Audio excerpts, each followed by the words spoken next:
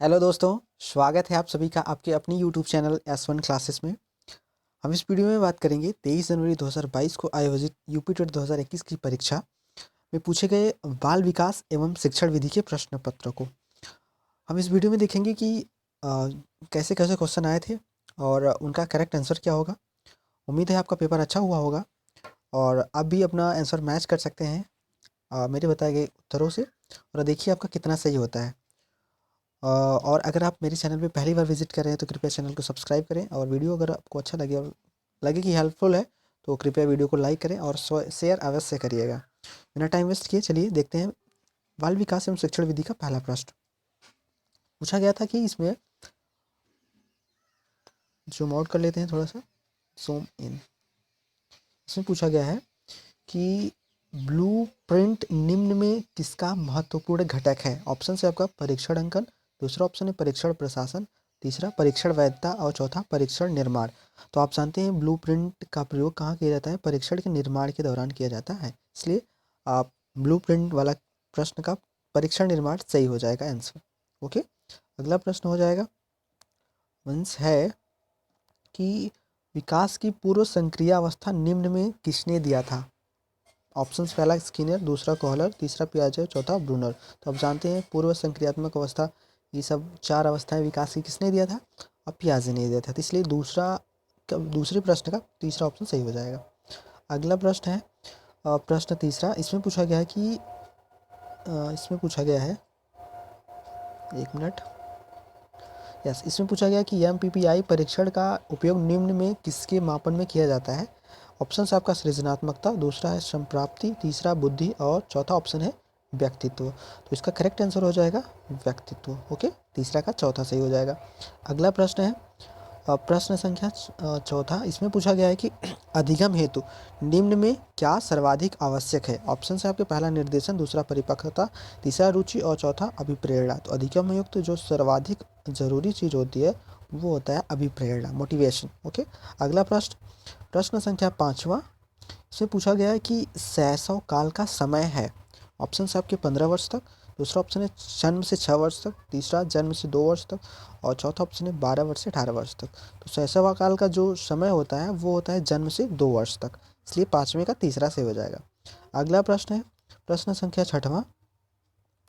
इसमें पूछा गया है कि पूर्व अनुभव के आधार पर संवेदना को अर्थ प्रदान करना क्या कहलाता है। ओके, ऑप्शन है आपके चिंतन, दूसरा स्मृति, तीसरा ऑप्शन है प्रत्यक्षीकरण और चौथा है कल्पना। तो इस प्रश्न का जो करेक्ट आंसर हो जाएगा वो हो जाएगा प्रत्यक्षीकरण। ठीक है, और छठवां का तीसरा सही हो जाएगा। अगला प्रश्न देखते हैं हम लोग। इसमें पूछा गया है कि सीखने में प्रयास एवं भूल का मतलब सीखने में प्रयास व भूल के सिद्धांत का प्रतिपादन किसने किया था। तो आप जानते हैं प्रयास व भूल का सिद्धांत किसने दिया था, थॉर्नडाइक ने। ऑप्शन है गेस्टाल्ट, थॉर्नडाइक, पावलोव, कोहलर। तो इसका करेक्ट आंसर हो जाएगा थॉर्नडाइक। ओके, अगला प्रश्न देखते हैं प्रश्न संख्या आठवां। इसमें पूछा गया कि औसत बुद्धि वाले बालकों का बुद्धि स्तर होता है। ऑप्शन है आपके 110 से 114, ऑप्शन दूसरा 90 से 109, तीसरा ऑप्शन है 80 से 89 और चौथा ऑप्शन है 70 से 79। तो औसत बुद्धि वाले बालकों का जो बुद्धि लब्धि होता है वो होता है 90 से 109। तो ये हो जाएगा आपका करेक्ट आंसर। ओके, अगला देखते हैं। और अगला प्रश्न है प्रश्न संख्या 9। इसमें पूछा गया कि निम्न में से कौन तरल क्रिस्टलीय बुद्धि के प्रतिमान के प्रतिपादक थे। ऑप्शंस पहला स्किनर, दूसरा वर्नर, तीसरा थॉर्नडाइक और चौथा कैटल। तो तरल क्रिस्टलीय बुद्धि के जो प्रतिमान के प्रतिपादक थे वो हैं कैटल महोदय। ओके, नौवां का चौथा सही हो जाएगा। अगला प्रश्न है प्रश्न संख्या 10वां। इसमें पूछा गया है कि क्रिया प्रसूत अधिगम सिद्धांत का प्रतिपादन किसने किया था। ऑप्शंस पहला स्किनर, दूसरा हैगार्टी, तीसरा थॉर्नडाइक और चौथा हल। तो आप जानते हैं क्रिया प्रसूत अनुबंधन मतलब सिद्धांत किसने दिया था, सॉरी क्रिया प्रसूत अधिगम सिद्धांत। तो ये क्या हो जाएगा, स्किनर हो जाएगा करेक्ट आंसर। ओके, 10वां का पहला। अगला प्रश्न प्रश्न संख्या 11। इसमें पूछा गया कि कोहलर अपने प्रयोग से यह सिद्ध करना चाहते थे कि अधिगम। ऑप्शन से पहला मानव का अधिगम प्रयोजन पूर्ण है, दूसरा जानवरों में मनुष्यों से श्रेष्ठ है, एक स्वतंत्र क्रिया है, समग्र परिस्थिति का प्रत्यक्षीकरण है। तो यही ऑप्शन क्या हो जाएगा, सही हो जाएगा। कोहलर ने अपने प्रयोग से यह सिद्ध किया कि अधिगम समग्र परिस्थिति का प्रत्यक्षीकरण है। ओके, चलिए अगला प्रश्न देखते हैं, प्रश्न संख्या 12वां।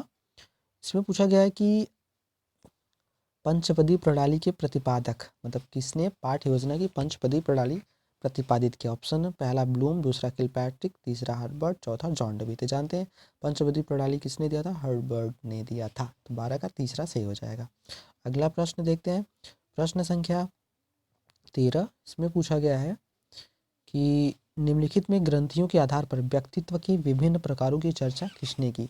ऑप्शन है आपका स्प्रेंजर, दूसरा कैनन, तीसरा जूंग और चौथा ऑप्शन है क्रैस्मर। तो व्यक्तित्व के विभिन्न प्रकारों की चर्चा किसने की, सॉरी ग्रंथियों के आधार पर व्यक्तित्व की, मतलब व्यक्तित्व के प्रकारों की चर्चा की थी कैनन महोदय ने। ओके, इसलिए इसका 13 का दूसरा ऑप्शन सही हो जाएगा, कैनन। ओके, चलिए अगला प्रश्न देखते हैं, प्रश्न संख्या 14वां। इसमें है कि सृजनात्मकता मौलिक परिणामों को अभिव्यक्त करने की मानसिक प्रक्रिया है, यह कथन है। ऑप्शन है क्रो एवं क्रो का, दूसरा है डिहॉन, तीसरा ट्रेवल, चौथा है कोल एवं ब्रूस का। तो सृजनात्मकता मौलिक परिणामों को अभिव्यक्त करने की मानसिक प्रक्रिया है, ये मतलब ये कथन है क्रो एवं क्रो का। ओके, क्रो एवं क्रो का सही हो जाएगा, 14 का पहला ऑप्शन सही हो जाएगा। ओके, अगला प्रश्न चलते हैं। अगला प्रश्न है हमारा 15वां। बी.एफ. स्किनर के अनुसार, इसमें पूछा गया है कि बी.एफ. स्किनर के अनुसार बच्चों में भाषा का विकास होता है। ऑप्शन पहला है व्याकरण में प्रशिक्षण के फलस्वरूप, दूसरा है अनुकरण एवं प्रबलन के फलस्वरूप, तीसरा परिपक्वता के फलस्वरूप और चौथा है जन्मजात क्षमताओं के फलस्वरूप। तो बी.एफ. स्किनर के अनुसार आप जानते हैं कि जो भाषा का विकास होता है वह अनुकरण एवं प्रबलन के फलस्वरूप होता है। ओके, ये आपका मतलब इसलिए 15वां का दूसरा ऑप्शन सही हो जाएगा। कौन सा, दूसरा ऑप्शन सही हो जाएगा। अगला प्रश्न देखते हैं, प्रश्न संख्या 16। इसमें पूछा गया है कि मूल प्रवृत्तियों को 14 प्रकार से मतलब किसने वर्गीकृत किया था। ऑप्शन है आपका पहला वुडवर्ड, दूसरा थॉर्नडाइक, तीसरा मैकडूगल और चौथा ट्रेवर। तो आप जानते हैं कि मूल प्रवृत्तियों को 14 प्रकार में किसने बांटा था, मैकडूगल ने। किसने, मैकडूगल ने। इसका करेक्ट आंसर हो जाएगा। ओके, अगला प्रश्न, प्रश्न संख्या 17वां। इसमें पूछा गया कि किसी दूसरी वस्तु की अपेक्षा एक वस्तु पर चेतना का केंद्रीकरण अवधान, यह कथन किसका है। ऑप्शन है मैकडूगल का, दूसरा मन का, तीसरा रॉस, चौथा डॉम्बिल का। तो किसका कथन है, डॉम्बिल का है। 17 का चौथा सही हो जाएगा। अगला प्रश्न है प्रश्न संख्या 18। इसमें पूछा गया कि निम्नलिखित में किसका नाम सूजनन शास्त्र के पिता से जुड़ा हुआ है। ऑप्शन है पहला वुडवर्थ, दूसरा रॉस, तीसरा गॉल्टन और चौथा क्रो एवं क्रो। तो सूजनन शास्त्र के पिता कहे जाते हैं गॉल्टन महोदय। तो 18 का तीसरा सही हो जाएगा। अगला प्रश्न है प्रश्न संख्या 19। इसमें पूछा गया है कि 12 से 16 वर्ष के बालकों हेतु हिंदी में डॉक्टर एस जलोटा ने कौन सा परीक्षण प्रतिपादित किया था। ऑप्शन है चित्रांकन परीक्षण, दूसरा आर्मी अल्फा टेस्ट, तीसरा ऑप्शन है साधारण मानसिक योग्यता परीक्षण, चौथा ऑप्शन है अशाब्दिक बुद्धि परीक्षण। तो डॉक्टर एस जलोटा ने बालकों हेतु 12 से 16 वर्ष के बालकों हेतु हिंदी में डॉक्टर एस जलोटा ने साधारण मानसिक योग्यता परीक्षण बनाया था, इसका प्रतिपादित किया था। ओके, तो 19 का तीसरा सही हो जाएगा। अगला प्रश्न है 20, प्रश्न नंबर 20। बुद्धि के द्विकारक सिद्धांत का प्रतिपादन किसने किया। ऑप्शन है स्टर्न, दूसरा ऑप्शन है वर्नन, तीसरा स्पीयरमैन, चौथा थॉर्नडाइक। तो बुद्धि के द्विकारक सिद्धांत का प्रतिपादन स्पीयरमैन ने किया था, इसलिए 20वें का तीसरा ऑप्शन सही हो जाएगा। अगला प्रश्न है प्रश्न 21। कोहलर निम्न में किससे संबंधित है। ऑप्शन पहला अधिगम के सिद्धांत, दूसरा व्यक्तित्व के सिद्धांत, तीसरा ऑप्शन है विकास के सिद्धांत, चौथा ऑप्शन है अभिप्रेरणा के सिद्धांत। तो कोहलर महोदय अधिगम के सिद्धांत से संबंधित है, तो 21 का पहला सही हो जाएगा। ओके, अगला प्रश्न देखते हैं, प्रश्न संख्या है 22। इसमें पूछा गया है कि मैकडूगल, अभी आ गया यही, मतलब दो प्रश्न एक ही टॉपिक से। मैकडूगल के अनुसार मूल प्रवृत्तियों की संख्या कितनी होती है। तो बिना सोचे समझे आप लगा दीजिए 14। तो 22 का तीसरा ऑप्शन सही हो जाएगा। अगला प्रश्न है 23वां। मानसिक विद्वेलन प्रतिमान का प्रयोग निम्न में से किसके शिक्षण हेतु किया जाता है। ऑप्शन है समस्या समाधान, दूसरा ऑप्शन है सृजनात्मकता, तीसरा है अनुप्रयोग और चौथा है समझ। तो ये सृजनात्मकता के लिए किया जाता है। ओके, 23 का दूसरा सही हो जाएगा। अगला प्रश्न है 24। इसमें पूछा गया निम्न में से किसके प्रयोग में कुत्ता एक विषयी था? ऑप्शन पहला कॉलर, दूसरा थॉर्नडाइक, तीसरा पावला और चौथा स्किनर। तो 24 का तीसरा सही हो जाएगा, पावला कुत्ता। ओके, तो कुत्ते के लिए पावला पॉपुलर है। चलिए 25वां प्रश्न देखते हैं।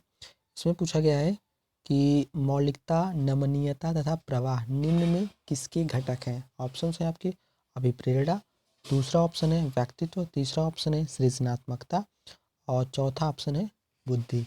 तो आप इसको मतलब मौलिकता, नमनीयता तथा प्रवाह ये संबंधित है।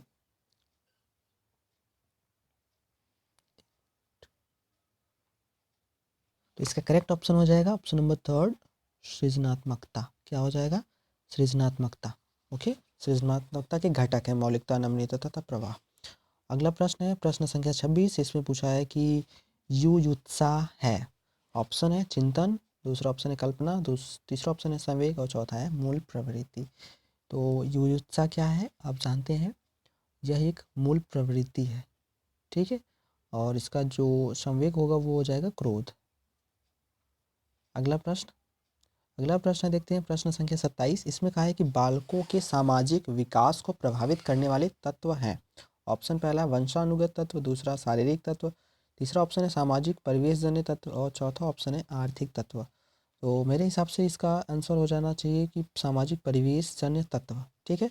और हो सकता है इसका ऑप्शन मतलब ये भी सही हो। देखिए पीएनबी मतलब फाइनल आंसर की में क्या कौन सा सही करती है, वैसे दोनों सही होना चाहिए। तो 27 का मेरे हिसाब से ये सही है। ओके, अगला प्रश्न 28। इसमें पूछा गया है कि शारीरिक विकास का एक प्रमुख नियम निम्न में से कौन सा है? ऑप्शन है कल्पना और संवेगात्मक विकास से संबंध का नियम है, और दूसरा ऑप्शन है द्रुतगामी विकास का नियम, तीसरा ऑप्शन है अनियमित विकास का नियम और चौथा ऑप्शन है मानसिक विकास से भिन्नता का नियम।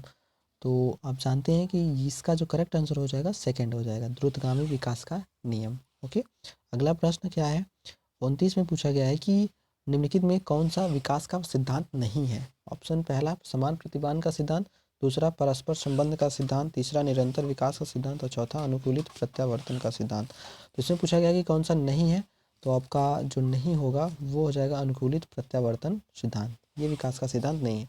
अगला प्रश्न संख्या 30। इसमें पूछा गया है कि विकास के परिणाम स्वरूप नवीन विशेषताएं और नवीन योग्यताएं प्रकट होती हैं, यह कथन ने दिया। ऑप्शन है डगलस और हॉलैंड, और दूसरा ऑप्शन है मैरेडिथ, तीसरा ऑप्शन है हरलॉक और चौथा ऑप्शन है गैसल। तो इसका करेक्ट आंसर मतलब यह कथन दिया था हरलॉक ने, ठीक है। तो 30वें प्रश्न का तीसरा ऑप्शन सही हो जाएगा। अब आप मिला लीजिए आपका कितना सही हुआ। और वीडियो आपको अच्छा लगा हो तो वीडियो को लाइक करें, अपने दोस्तों के साथ शेयर करें और चैनल को अवश्य सब्सक्राइब करें।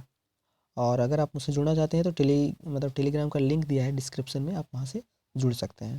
वीडियो देखने के लिए आपका बहुत बहुत धन्यवाद।